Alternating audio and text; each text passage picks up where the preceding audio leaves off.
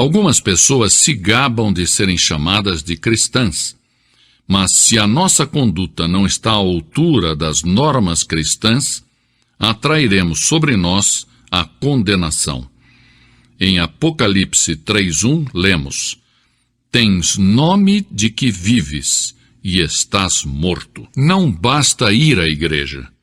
Se não permitirmos que Cristo seja o Senhor, o dono da nossa vida, cairemos sob julgamento de Deus que disse: Este povo honra-me com os lábios, mas o seu coração está longe de mim.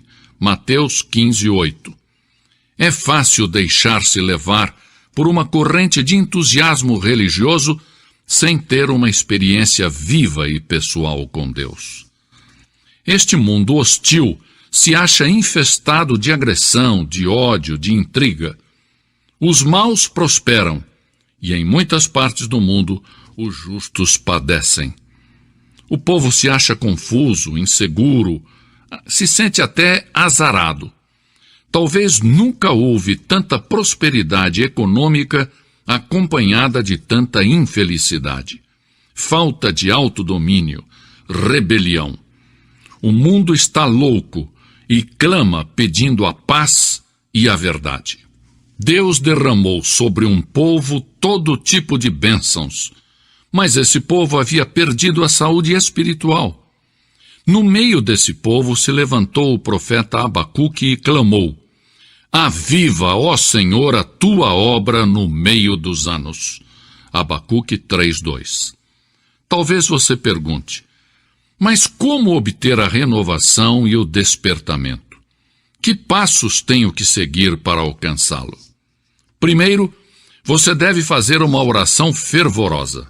A Bíblia diz: se o meu povo, que se chama pelo meu nome, se humilhar e orar e buscar a minha face e se desviar dos seus maus caminhos, então, diz o Senhor, eu ouvirei dos céus, perdoarei os seus pecados e sararei a sua terra. Segundo Crônicas 7:14. Deve haver um anseio profundo de avivamento. Não um simples balbuciar de palavras ou palavreado religioso.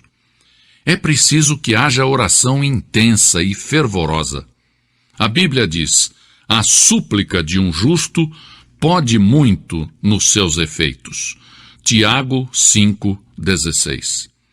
Que a sua alma esteja em agonia, que corram as lágrimas, que o seu coração se angustie pelos perdidos. A palavra de Deus diz: aquele que sai chorando, levando a semente para semear, voltará com cânticos de júbilo, trazendo consigo os seus molhos. Salmos 126:6. Segundo, nós temos que abandonar os nossos pecados. A Bíblia é clara: deixe o ímpio o seu caminho e o homem maligno os seus pensamentos. Volte-se ao Senhor. Isaías 55:7. Mas antes de começar o avivamento, tem que cessar entre os crentes as disputas, prejuízos, má vontade, inveja, ciúmes, amargura, crentes criticando uns aos outros. Porque o mundo se acha perdido perante tantas discórdias, lutas e intolerância entre aqueles que dizem pertencer a Cristo. O despertamento deve começar no coração dos crentes, antes que o Evangelho possa chegar com eficácia ao mundo. Quando os discípulos de Cristo deixarem as suas discórdias e egoísmo e confessarem os seus pecados, então deixarão que o Espírito Santo os encham. Então se produz o avivamento. Temos que abandonar os nossos maus caminhos. O Espírito de Deus não pode atuar em um clima de dissensão, discórdia e disputas. Devemos nos despojar da nossa mesquinharia, das nossas miudezas, dos nossos caprichos. O inimigo das nossas almas tem debilitado a eficácia da igreja porque temos nos especializado em controvérsias, em dissensões, e não temos andado chorando e levando a semente preciosa. Salmo 126, 6.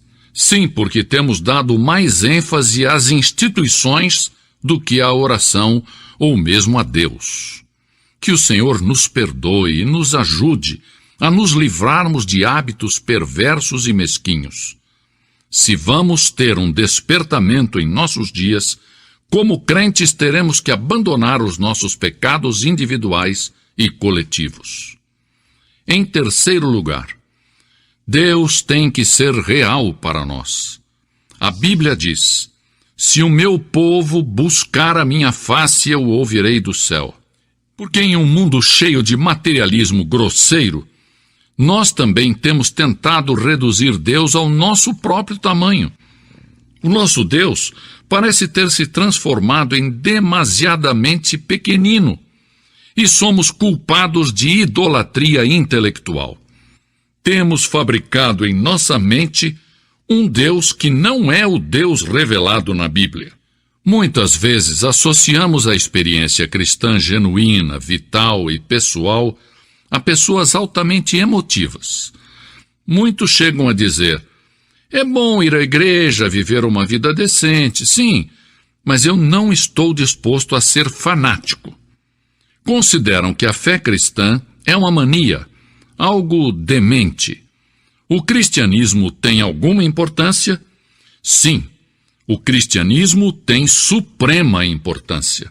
É algo importante? Sim, é tudo. Sem a fé cristã, não vale a pena. É vital. Você pode conhecer a Deus. Milhares de cristãos afirmam com certeza: eu sei que já passei da morte para a vida. 1 João 3,14.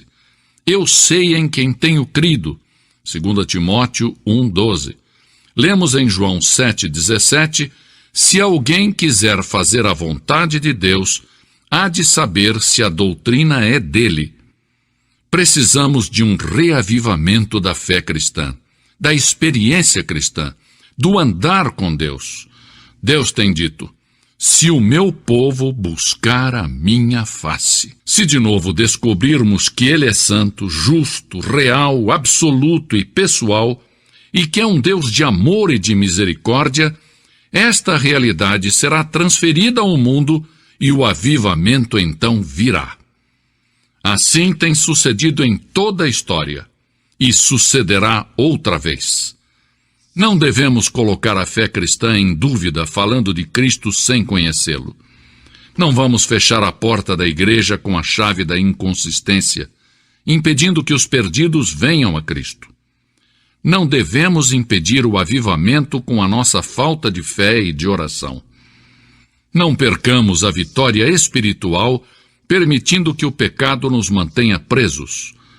Busquemos a face de Deus e abandonemos os nossos maus caminhos, e então sim, então ouviremos a voz do céu. A igreja tem a chave do avivamento. Está ao alcance de nossas mãos. Nós vamos aceitar o desafio? Teremos coragem de pagar o preço? As reservas do céu são suficientes para saciar o mundo que perece de fome e fome espiritual? Não devemos oferecer desculpas. Agora uma pergunta direta. Você já aceitou a Cristo como seu Salvador? Se não, se você for sincero, reconhecerá que no profundo do seu coração há um vazio. Seu coração anseia por paz, gozo e perdão. Há um vazio que o mundo não pode satisfazer. No centro da história, em um caminho da Palestina, se plantou uma cruz. A cruz de Cristo, o Filho de Deus. Por um milagre admirável que só Deus conhece, todos os que põem o seu olhar naquele que foi sacrificado na cruz, recebem a salvação. Não somente as pessoas boas, respeitáveis e decentes, mas os vis, os desprezíveis, os desumanos. Um ladrão que agonizava junto com Jesus, pôs nele o olhar de fé e recebeu a segurança da vida eterna.